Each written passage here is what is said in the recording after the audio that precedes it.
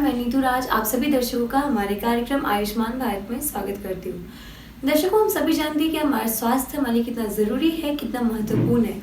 अगर दूसरे शब्दों में कहा जाए तो अगर हमें एक अच्छी और लंबी ज़िंदगी व्यतीत करनी है तो उसके लिए हमें हमारे स्वास्थ्य का ख्याल रखना बेहद ज़रूरी है। दर्शकों, आज के समय में आपने देखा होगा कि कई लोग आज के समय में रोजगार के पीछे ऐसे दौड़ते भागते रहते हैं जिसमें वो अपने स्वास्थ्य का ख्याल रखना भूल से जाते हैं। लेकिन एक बात मैं आपको बताना चाहूंगी दर्शकों कि अगर आपको किसी भी क्षेत्र में खुद को आगे रखना, अव्वल रखना है तो उसके लिए सबसे पहले आपको अपने स्वास्थ्य का ध्यान रखना होगा, उसकी देखभाल करनी पड़ेगी। तभी आप किसी भी क्षेत्र में खुद को आगे रख पाएंगे, अव्वल रख पाएंगे। तो चलिए दर्शकों, इसी कड़ी पे बात करते हैं। आज आपको लिए चलते हैं रांची के रिम्स में, जहाँ के निर्देशक वहाँ पर हो रहे बदलाव के बारे में कुछ अच्छी और नई जानकारी हम तक पहुँचा रहे हैं। तो चलिए मिलते हैं और जानते हैं कि किस तरह से रिम्स में लोगों के लिए, इलाज के लिए या उनकी सुविधाएं के लिए क्या क्या बर्ताव देखा जा रहा है। झारखंड में स्वास्थ्य केंद्रों की कमी नहीं है।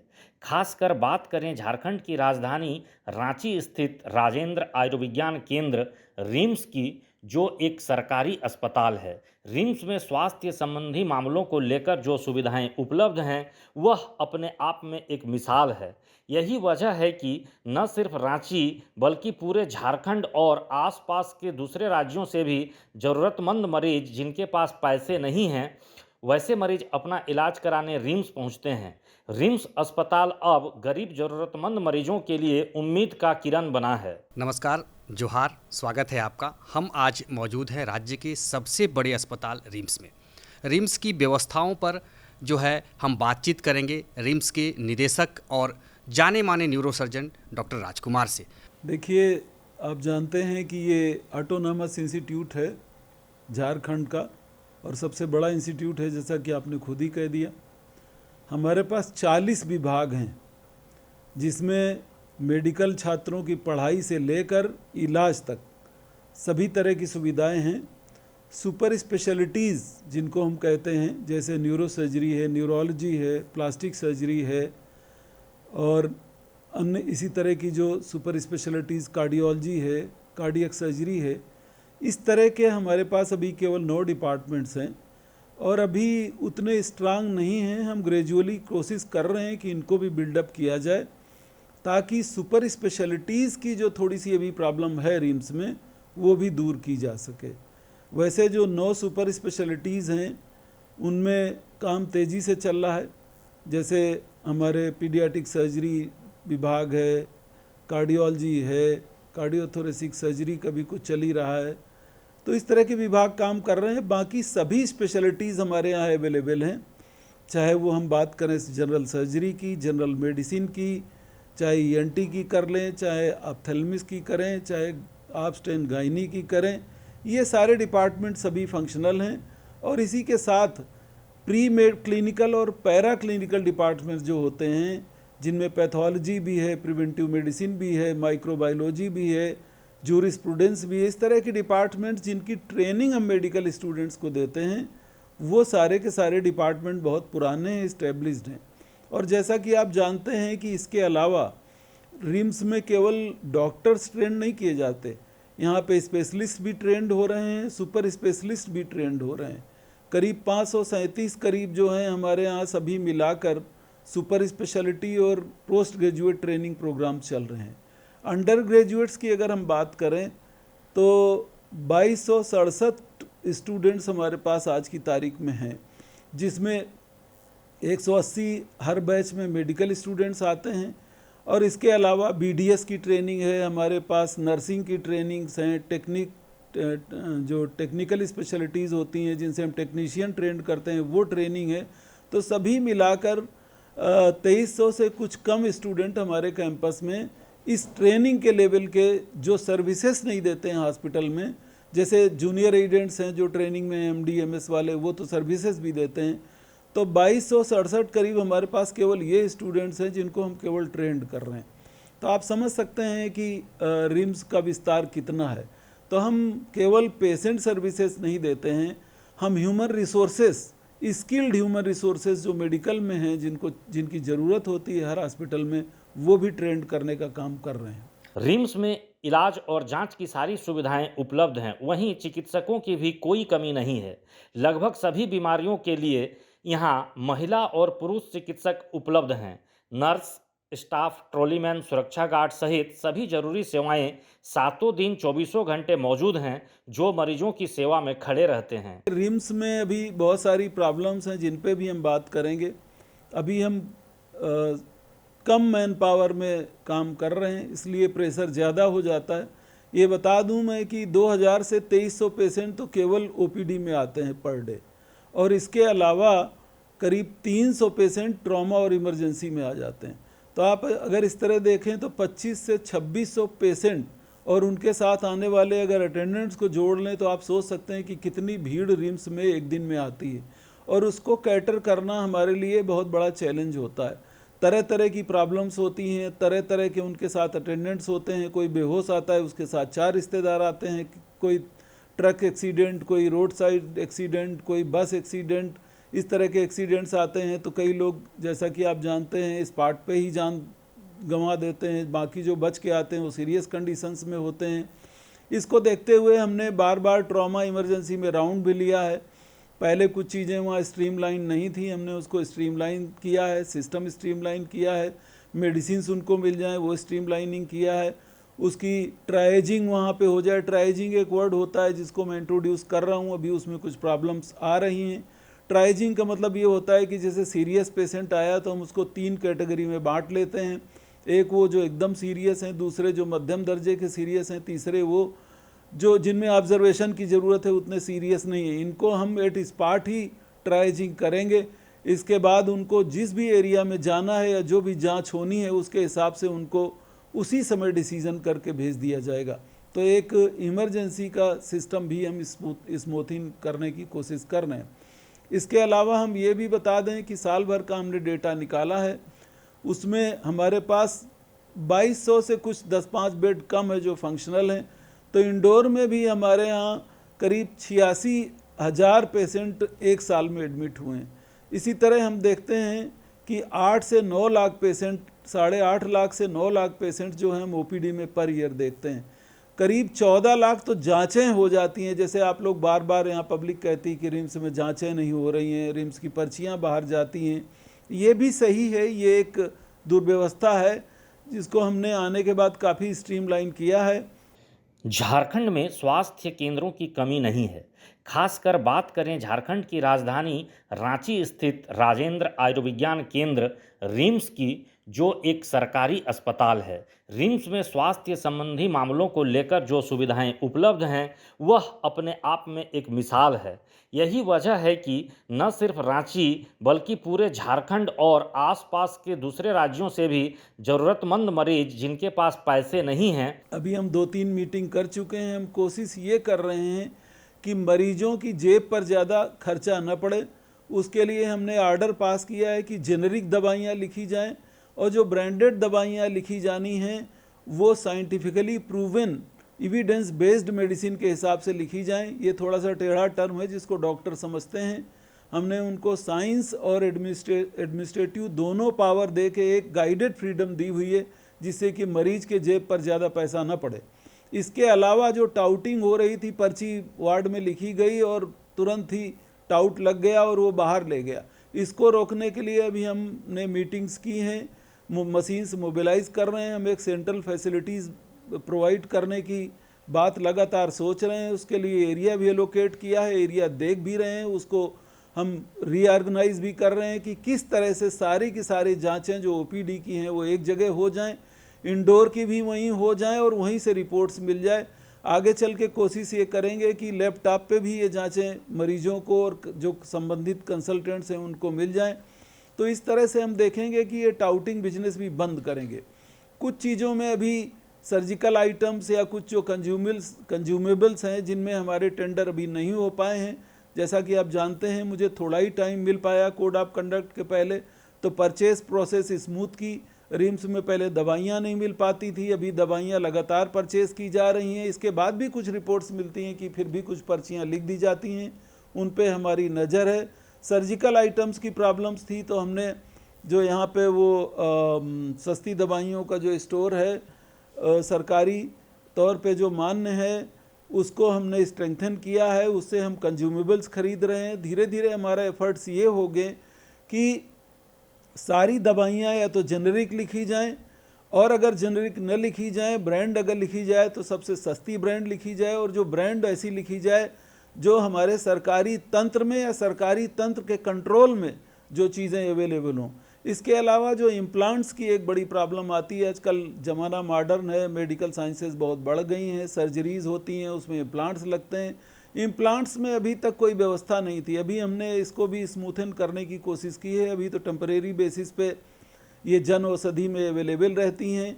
इसको भी हम कैटेगराइज करेंगे कि किस कैटेगरी का, 3 कैटेगरी में डिवाइड करके, और इसको ऐसा सिस्टम बनाएंगे कि मरीज की जेब पे ज़्यादा बर्डन ना आए, ज़्यादा से ज़्यादा चीज़ें सरकारी सिस्टम उनको प्रोवाइड करे, जिनमें प्रोविज़न नहीं है उसमें भी उनको किफ़ायती इम्प्लांट्स, किफ़ायती दवाएं अगर खरीदनी ही पड़े तो वो मिल जाएं। ऐसी व्यवस्था लगातार सुदृढ़ करने की कोशिश कर रहे हैं। काफ़ी स्ट्रीमलाइन हुआ है, जैसा कि आप लोग खुद घूम के देखें। इतना ही नहीं, मरीज के परिजन को मरीज के साथ जो आते हैं उनके लिए भी रिम्स के परिसर में अलग से शेड बनाया गया है, जहां पर उनके रहने की पूरी व्यवस्था की गई है। इसके अलावा सस्ती दवाइयां उपलब्ध हैं। मरीजों की ज़रूरतों के हिसाब से इसकी भी मॉनिटरिंग की जाती है, ताकि चिकित्सक बाहर की दवा न लिखे। जो दवा रिम्स के जेनेरिक दवा खाने में उपलब्ध हैं वही दवा लिखें, इसकी पूरी व्यवस्था की जाती है। 3 तरह की प्रॉब्लम्स हैं। एक तो ह्यूमन रिसोर्सेज की प्रॉब्लम है, करीब 3,500 एम्प्लॉइज़ हमको यहाँ चाहिए फैकल्टी के अलावा, और 180 फैकल्टी और रेजिडेंट। जैसे मैं बताता चलूँ कि 920 या 919 नर्सेस के पोस्ट सेंक्शन हैं और 305 नर्सेस ही काम कर रही। तो आप समझ सकते हैं कि 2200 बेड पे 300 नर्सेस कितनी नाकाफ़ी हैं। लेकिन इसमें रिम्स की भी कमजोरी रही है, पोस्ट भरी नहीं जा सकी किसी न किसी वजह से। इसी तरह फैकल्टी की पोजीशन की हम बात करें तो फैकल्टी और सीनियर रेजिडेंट मिला के केवल 305 डॉक्टर काम कर रहे हैं, जबकि 616 पोस्ट हैं हमारे पास, तो ये भी भरी नहीं जा पाई हैं। पहले पास्ट में इसमें बहुत सारे पेज थे, हमने आते ही कार्मिक विभाग से फाइल निकलवाई। वहाँ से फाइल निकलवाने के बाद हमने जो जीबी की प्रदत्त शक्तियाँ हैं उनके अनुसार हमने मीटिंग्स की, और जैसा कि आप जानते हैं कि 1 मंथ के अंदर ही हमने फैकल्टी और सीनियर रेजिडेंट की पोस्ट एडवर्टाइजमेंट कर दी हैं। नर्सेस की पोस्ट पे हमारी नज़र है। जैसे ही हम ये कर पाए, क्योंकि केवल रिक्रूटमेंट नहीं करना है, हमको जो यहाँ के फैकल्टी हैं उनको भी सीनियरिटी देनी है, उनके भी प्रमोशंस ड्यू हैं, और उनको हमने बैठाला है, वो काम पे बैठ रहे हैं। जैसा कि आप सभी लोग बताते थे कि पहले वो लोग 2 बजे के बाद रिम्स में कोई दिखाई नहीं पड़ता था, आज की तारीख में वो स्थिति नहीं है। आज सीनियर कंसल्टेंट्स भी बैठ रहे हैं, मीटिंग बुलाते हैं वो भी 4 से 5 जब भी बुलाते हैं आ ही जाते हैं। इसका मतलब फैकल्टी बैठ रही है। हम विभागों का दौरा भी कर रहे हैं, एक न एक स्पॉट या एक न एक डिपार्टमेंट हम रोज़ चेक कर ही लेते हैं। वहाँ की जो व्यवस्थाएं या दुर्व्यवस्थाएं होती हैं उन पर भी हम चिंतन करते हैं, और इमीडिएट मेजर्स जो हो सकते हैं वो लेते हैं। जैसा कि आप जानते हैं रिम्स ऑटोनॉमस इंस्टीट्यूशन है, इसकी जो मोस्ट पावरफुल बॉडी है उसको हम गवर्निंग बॉडी कहते हैं। वो गवर्निंग बॉडी मार्च 2023 के बाद आज दिन तक हुई ही नहीं, जबकि वो हर 3 महीने या 6 महीने में ज़रूर हो जानी चाहिए। इस प्रॉब्लम को सरकमवेंट करने के लिए कल ही हम एक एग्जीक्यूटिव कमेटी की मीटिंग कर रहे हैं। उसके जो पावर या शक्तियाँ उसमें निहित हैं, उसमें हम कुछ डिसीजंस लेंगे। कोड ऑफ कंडक्ट की वजह से प्रॉब्लम्स हैं। अभी हम बहुत सारा इंफ्रास्ट्रक्चर डेवलप करना चाह रहे हैं मैन पावर के अलावा। जैसे आप देखते हैं कि MRI हमारे पास है, लेकिन वो MRI बहुत दिन से नॉन फंक्शनल है, काम नहीं कर रहा है। अल्ट्रासाउंड मशीन्स 2 ही काम कर रही हैं। इतने बड़े संस्थान में तो कम से कम 10-15 होनी चाहिए। एक्सरे तो मुझे लगता है कम से कम 10 विभागों में होना चाहिए, वो भी कुछ कम काम कर रहे हैं। इस वजह से भी टाउट्स को मदद मिल रही है। इसी तरह इन्वेस्टिगेशंस की जितनी हमारी डिमांड है उतनी हमारी कैपेसिटी नहीं है, और है तो स्कैटर्ड है, उसको भी हम स्ट्रीमलाइन करने की कोशिश कर रहे हैं। कई गंभीर बीमारियों एवं सड़क हादसों में घायल हुए मरीजों का यहाँ सफल ऑपरेशन किया जा चुका है।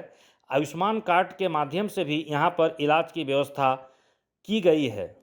राज्य के लोगों के लिए मेरा संदेश ये है कि इस बार आपकी रिम्स में जो निदेशक बैठा है वो पूरी ईमानदारी और निष्ठा से काम कर रहा है, उसका कोई दूसरा लक्ष्य नहीं है। इसलिए राज्य के लोग कोऑपरेट करें, मीडिया के लोग कोऑपरेट करें, सरकार भी हमको कोऑपरेट करे, ताकि रिम्स को नेशनल प्लेटफॉर्म पे अगली पंक्ति में हम खड़ा कर सकें।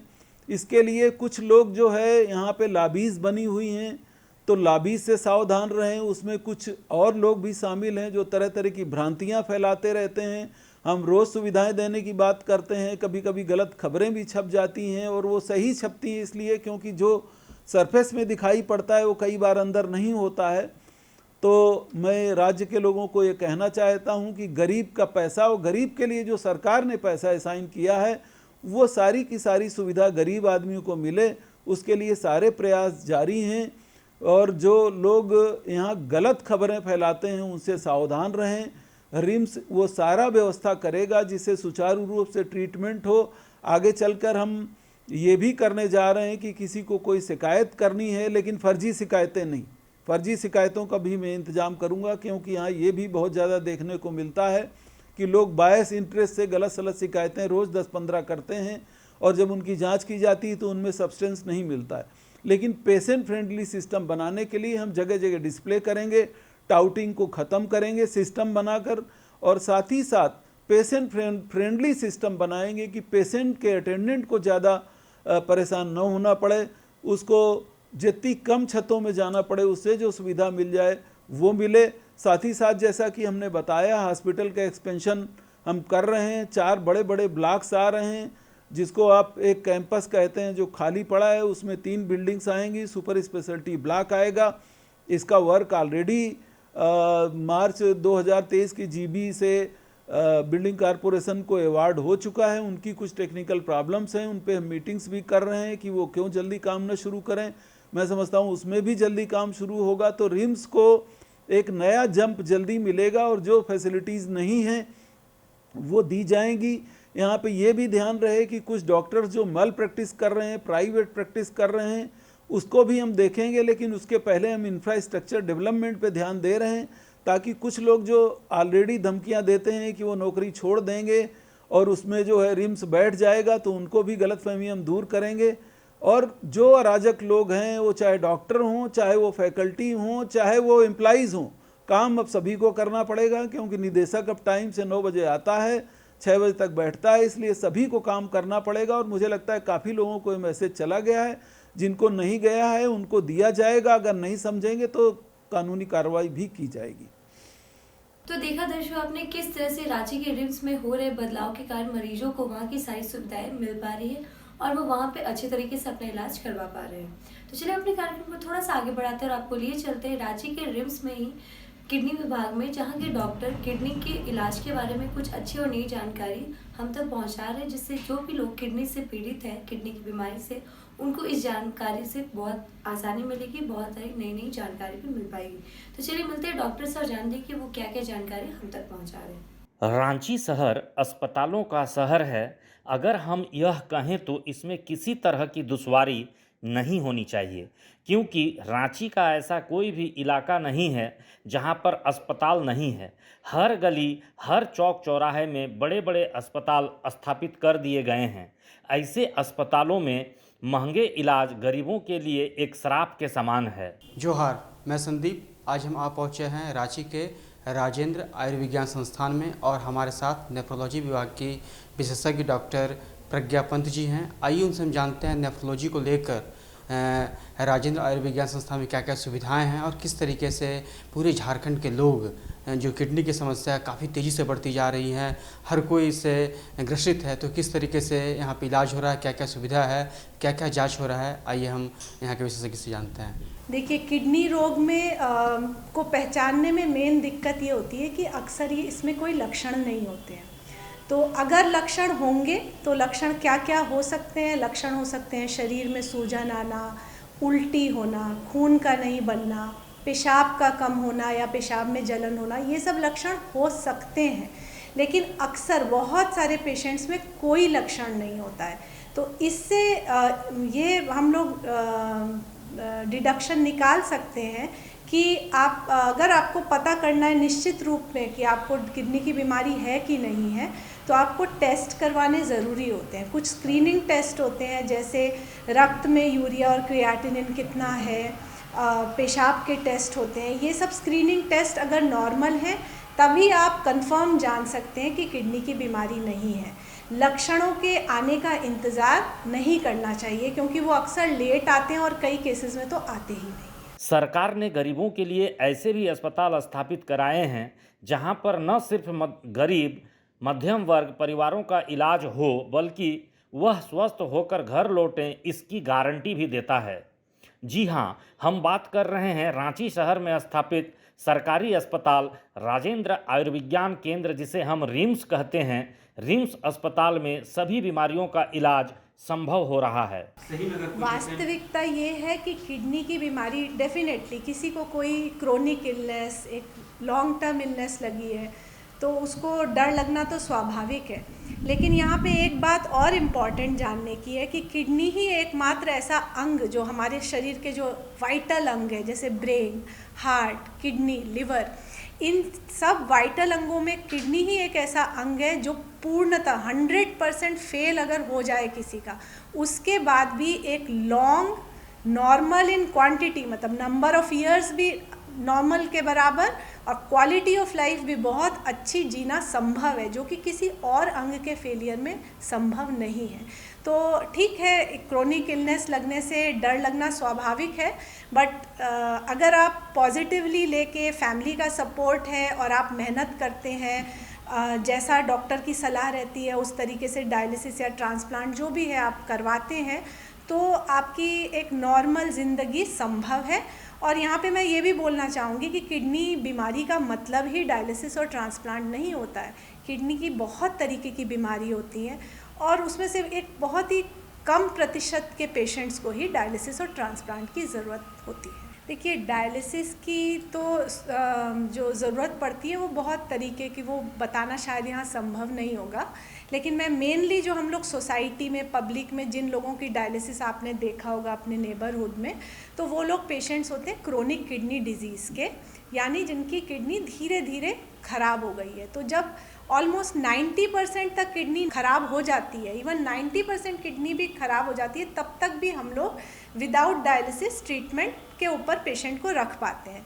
लेकिन जब एकदम 90 से भी ऊपर ख़राब हो जाती है तो ज़्यादातर पेशेंट्स को दिक्कतें आनी शुरू होती है, जैसे कि उल्टी आना, भूख नहीं लगना, किसी को सांस फूलती है, हर पेशेंट का अलग अलग सिम्टम होता है। उस स्थिति में फिर हम लोग डायलिसिस करते हैं।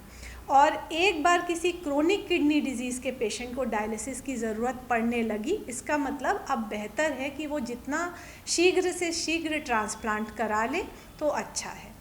तो इसके अलावा डायलिसिस की ज़रूरत बहुत सारी और बीमारियों में भी पड़ती है, जैसे एक्यूट किडनी इंजरी, लेकिन वो बताना यहाँ पे संभव नहीं है और उसके पेशेंट्स सीकेडी के पेशेंट्स के नंबर के हिसाब से कम हो। खासकर मरीज किडनी की बीमारी से ग्रस्त हैं, साथ ही किडनी से जुड़ी जितनी भी समस्याएं हैं, इसके लिए अब अन्य गैर सरकारी बड़े अस्पतालों एवं रांची से बाहर किसी दूसरे राज्यों में जाने की आवश्यकता नहीं है।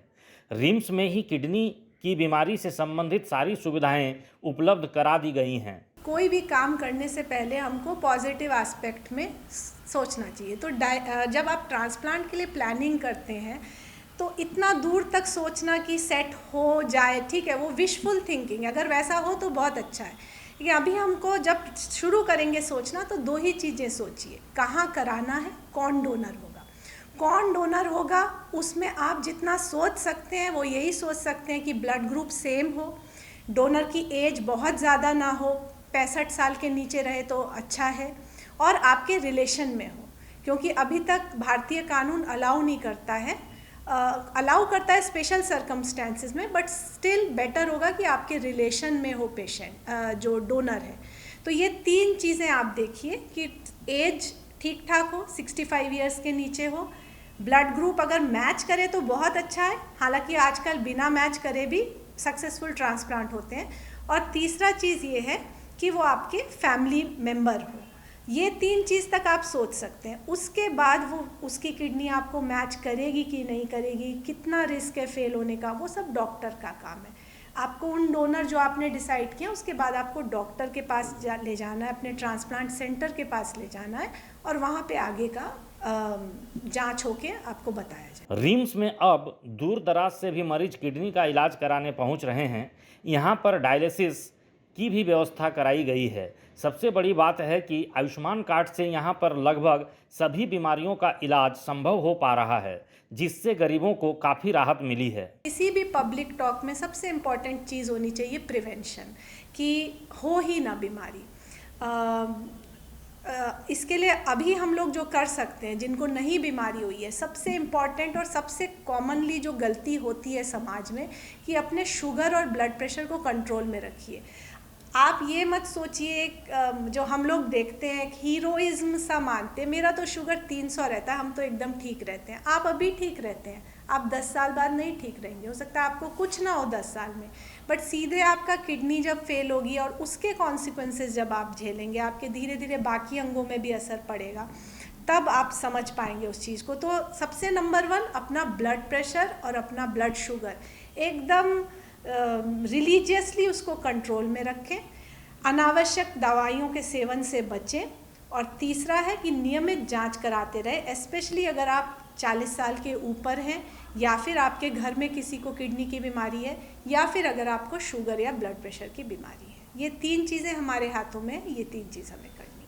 सुविधा हम लोग अभी जितने हमारी ओपीडी में हफ्ते में 3 दिन ओपीडी चलती है, और जितने किडनी के पेशेंट्स हैं हम लोग देखते हैं उनको, जिसको एडमिशन का ज़रूरत होता है उसको एडमिशन करते हैं, जिनको डायलिसिस का ज़रूरत होता है तो हमारे पास 25 बेडेड 25 बेड की एक डायलिसिस यूनिट है, जिसमें hepatitis B, HIV positive, hepatitis C positive और बच्चों की डायलिसिस की सुविधाएं भी उपलब्ध हैं। और किडनी बायोप्सी कुछ पेशेंट्स में ज़रूरत होती है, वो भी हम लोग करते हैं। तो ये सब सुविधाएं हमारे यहाँ मौजूद हैं। अब न सिर्फ झारखंड बल्कि दूसरे राज्यों से भी किडनी से जुड़े मरीज पूरे विश्वास के साथ रिम्स में किडनी का इलाज कराने पहुंच रहे हैं। उनका सफल इलाज भी हो रहा है और खुशी खुशी वे स्वस्थ होकर अपने घर वापस भी लौट रहे हैं। ज़्यादातर बच्चों की बीमारियां कंजेनाइटल होती हैं। जब वो पैदा होते हैं तो उनके यूरिन के रास्ते में कई बार स्ट्रक्चरल मतलब बनावटी एबनॉर्मेलिटीज़ होती हैं, वो एक बहुत कॉमन कारण है। इसके अलावा ज़्यादातर बीमारियां जो बड़ों को होती हैं वो बच्चों को भी होती हैं, तो उनसे किडनी के फेलियर आता है सामने। शायद पहले भी होता होगा, पहले पता नहीं चल पाता होगा। अभी हम लोग देख रहे हैं ऐसे पेशेंट्स, हर महीने में 3-4 ऐसे छोटे बच्चे किडनी फेलियर वाले मिल जाते हैं जिनको डायलिसिस का ज़रूरत पड़ती है। जिनको नहीं है किडनी का रोग वो बचें। प्रिवेंशन हमेशा क्योर से बेटर होता है। आप BP शुगर कंट्रोल करके, दवाइयाँ ना खा के इसको शायद प्रिवेंट कर पाएँ। अगर हो भी गई है बीमारी तो डरे मत, पॉजिटिवली लीजिए, फैमिली का सपोर्ट रहेगा और निरंतर आप डॉक्टर के संपर्क में रहेंगे, उनकी सलाह के हिसाब से चलेंगे तो आप भी एक नॉर्मल लाइफ लीड कर सकते। तो देखा दर्शकों आपने किस तरह से हमारा स्वास्थ्य हमारे लिए कितना ज़रूरी है, कितना महत्वपूर्ण है। क्योंकि अगर हमारा स्वास्थ्य ही नहीं रहेगा तो हम किसी भी क्षेत्र में खुद को आगे नहीं रख पाएंगे। इसलिए मैं आप सभी दर्शकों से निवेदन करूँ कि आप भी अपने स्वास्थ्य का सबसे पहले ध्यान रखें, तभी किसी भी क्षेत्र में आप खुद को आगे रख पाएंगे, अव्वल रख पाएंगे। तो दर्शकों हमारे आज के कार्यक्रम में फिलहाल इतना ही। आज के लिए हमें दीजिए नमस्कार।